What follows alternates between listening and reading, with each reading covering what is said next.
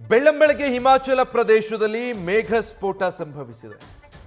ದಿಢೀರ್ ಪ್ರವಾಹದಿಂದ ಮಂಡಿ ನಗರದಲ್ಲಿ ಅವಾಂತರವೇ ಸೃಷ್ಟಿಯಾಗಿದೆ. ಈ ಪ್ರವಾಹದಲ್ಲಿ 3 ಸಾವನ್ನಪ್ಪಿದ್ದಾರೆ. ಓರ್ವ ಮಹಿಳೆ ಕಣ್ಮರೆಯಾಗಿದ್ದಾರೆ. ಮನೆಯೊಳಗೆ ಸಿಲುಕಿದವರ ರಕ್ಷಣೆಗೆ ಹರಸಾಹಸ ಪಡಲಾಗ್ತಾ ಇದೆ.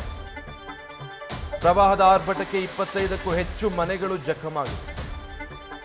ನೀರಿನ ರಭಸಕ್ಕೆ 20ಕ್ಕೂ ಹೆಚ್ಚು ಕಾರುಗಳು ಕೂಡ ಕೊಚ್ಚಿ ಹೋಗಿದ್ದಾವೆ. ರಾತ್ರೋರಾತ್ರಿ ಆದಂತಹ ಮೇಘ ಸ್ಫೋಟದಿಂದಾಗಿ ಹಿಮಾಚಲ ಪ್ರದೇಶದಲ್ಲಿ ಈ ರೀತಿಯಾದಂತಹ ಪರಿಸ್ಥಿತಿ ನಿರ್ಮಾಣ ಆಗಿದೆ.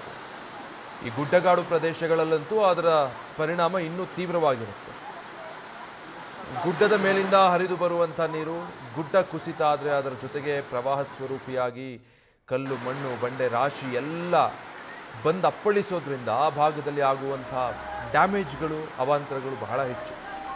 ಈ ರೀತಿಯಾಗಿ ಬಹುತೇಕ ಕಡೆಗಳಲ್ಲಿ ಸುಮಾರು ಒಂದು 25 ಮನೆಗಳಿಗೆ ಸಂಪೂರ್ಣ ಹಾನಿಯಾಗಿದೆ ಅನ್ನೋದು ಗೊತ್ತಾಗ್ತಾ ಇದೆ.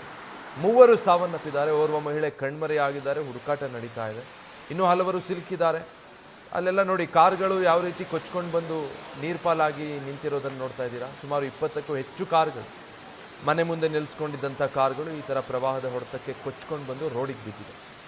ಮನೆಗಳೊಳಗೆ ಸುಮಾರು ಜನ ಸಿಕ್ಕಾಕೊಂಡಿದ್ರು. ಸ್ಥಳೀಯರು ಮೊದಲಿಗೆ ಅವರನ್ನು ರಕ್ಷಿಸೋದಕ್ಕೆ ಮುಂದಾಗಿದ್ರು. ಅದಾದಮೇಲೆ ಮಾಹಿತಿ ತಿಳಿಸಿದ ಹಾಗೆ NDRF ತಂಡ ಕೂಡ ಕೂಡಲೇ ಸ್ಥಳಕ್ಕೆ ಬಂದು ರಕ್ಷಣಾ ಕಾರ್ಯಾಚರಣೆಯನ್ನು ಆರಂಭಿಸಿದ್ದಾರೆ. ನಗರ ಪ್ರದೇಶ ಸೇರಿದ ಹಾಗೆ ಈ ಗುಡ್ಡಗಾಡು ಪ್ರದೇಶಗಳಲ್ಲಿ ಅತಿ ಹೆಚ್ಚು ಮಳೆಯಾಗಿರೋ ಕಾರಣ ಹಿಮಾಚಲ ಪ್ರದೇಶದಲ್ಲಿ ಈ ರೀತಿಯಾದಂಥ ಪರಿಸ್ಥಿತಿ ನಿರ್ಮಾಣ ಆಗಿರೋದು.